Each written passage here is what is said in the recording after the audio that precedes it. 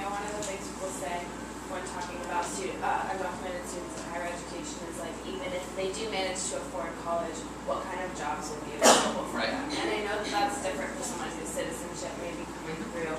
But are there, like, I know I've had students who want to go to like some kind of vocational training, like, or like this, become an esthetician. Like, are there professions or like what kind of job market is there for a student? That's a very interesting question because it's not easy to answer. It's a very underground job market. Right. It exists, but it's very underground. And would a college degree like be helpful? Because I'm just wondering, like, what would you say to a student who comes in and is like, I know, like, I won't be able to ever be documented for this reason, and they want to talk about college, like, what, like, how do you kind of? Like, we have a student right now who's thinking radiology tech or dental hygienist, and she said, I know I'll never get a job as a radiology tech. But I probably could go the route of a dental hygienist because there's an underground network. Correct. Yes. It's a sad reality because this underground network, obviously it is underground, so it's not something that's really out there easy to find. But one of the realities behind it is that students often can't create their own jobs, can open up a business. I have a student right now that I'm helping him little by little. He comes to me ever so often. He wants to be a chef, and he wants to open a restaurant that's going to be real Mexican food in the heart of Boston. High scale, real Mexican food in the heart of Boston is his dream, to have one right there.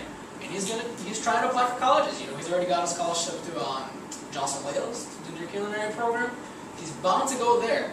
He's going to do a chef program. He really wants to become a chef. He knows he's undocumented, and he's got all of that behind his mind. He's got tons of experience. He actually lost part of his finger cutting meat. So he's got all the kitchen experience. I tasted some of his food. The kid knows how to cook. Hopefully it wasn't that Yeah, it wasn't. The kid knows how to cook. I tasted some of his stuff when I went to his high school, and he's got he's got it. He's ready to go ahead and open a business. That's what he wants to do. It's something that students might want to keep in mind, that there's a spirit of entrepreneurship within immigrant students. But it's really difficult to answer that question, and there really is no magic bullet for it. So. Yeah, I mean, I would think just for common sense that they should go back to what are their networks, because right now that's a reality in the job market for anyone, documented or not, that your networks are really going to help you get there with your experience because there's so much competitivity. So it's like if they have anyone around them that have followed that path that he wants to follow in terms of education, they're probably more. It will probably be easier for them to, become a dentist if their a neighbor who's really good with them is a dentist and has a dentist's office. So let's go one. I just wanted to jump in on something she said quickly.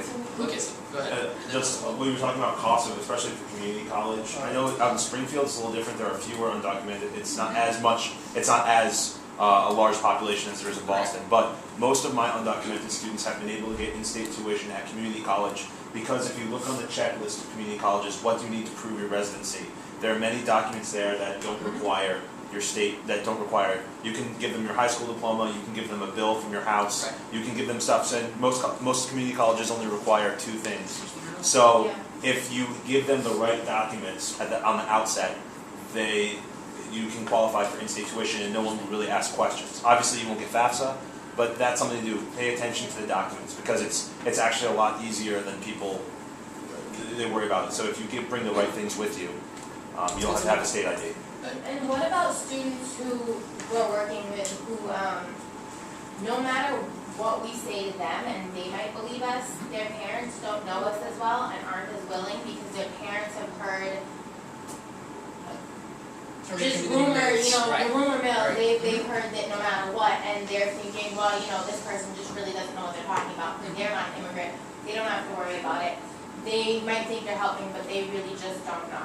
Right. And what would you say when working with parents who are like that, to tell them and what would you do to reassure them? Give them the resource of where you got the information from. Yes. That's really going to be one of the most important things, because this is not information that you got from the federal government. It's information that you get from people that actually really advocate for immigrant rights, and when they're fighting for every single one of them. Even these parents themselves who might be undocumented, when we're fighting for them, we're trying to do things for comprehensive immigration reform. So you can definitely tell them this is where we got the resource from. And don't be afraid to give Christina some my phone number, have them talk to us, totally fine.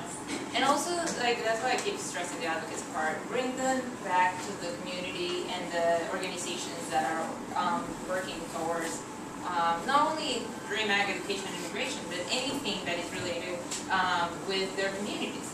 You know, because if they start getting involved, they're going to learn so much. They're going to have a pool of networks that are going to support them in the future. So, like parents and families, they need to know which is the closest center where they can go for resources, for information, for anything. You know, and you'll see that in the list of members we have, and or allies that we can find out in other areas if we don't have it in our list. So what should we know when dealing with refugees? I mean, is it the exact same process as because they're documented? It's a little different. It's a little bit different because they do have some financial aid availability. Right. Now, they're also a very complicated group to deal with because the federal government gives them a few months for them to get themselves situated in America, and then they're on their own. And there's very few agencies that try to help. So, and even us, on our very little capacity that we have, even though we seem like we're this humongous organization, we have our limitation. And it's difficult to even get those resources. Yes, they do have some financial aid, they do have a legal status. I have yet to see a refugee story that talks about how they had trouble applying for FAFSA, or how they had trouble, or that they did apply for FAFSA. I haven't yet seen anything, so that's why I don't have any additional information. I haven't seen any problems with it, I haven't heard of any issues. So if you do have a refugee and asylee, have them go through the system as they are, normally as they are, because they're legally in the U.S., they're residing here. Eventually they might be able to apply for legal permanent residency. If they, whatever happens in their country, it might happen that they will be able to stay. For instance, Iraqis right now eventually will most likely be able to get a legal status in America because of all that's going on in Iraq, and because we've decided that we're going to continue to support their rebuilding, blah, blah, blah, all that mumbo jumbo plays a role in it. So, have them go through the system naturally, as if they were legally here normally as they are. And if something comes up, notice us so that we can take a look at it and see what the reality really looks like. Because right now I haven't been able to find any information that bars refugees and asylees from the things that they have permission to have in the U.S. Okay. Has anyone here had a different story with a refugee? Alright. It's very difficult to find. Well, a lot of the refugees in Springfield are actually they have a green card. They were, Correct. most of the refugees I know actually have green cards, so. Yes. Exactly. Okay. The other thing I wanted to ask was about jobs. Do you have any suggestions for students who are looking for a job right now? Like, need a job so that they can pay for a couple classes? Right. That would be very helpful. I would say to start volunteering, to look for organizations where they can volunteer, because that volunteering might lead into a position in the organization, it might lead to an internship that is paid, it might actually, the volunteering might have a stipend that they can cover their transportation expenses or things like this. I mean, I personally get information from idealist.org. I put down my entire profile so I could get, and daily they send me tons of information, and they have a lot of volunteering opportunities. It's really to get involved in the community, because that's how you're going to know the right person that is going to lead you to the right position.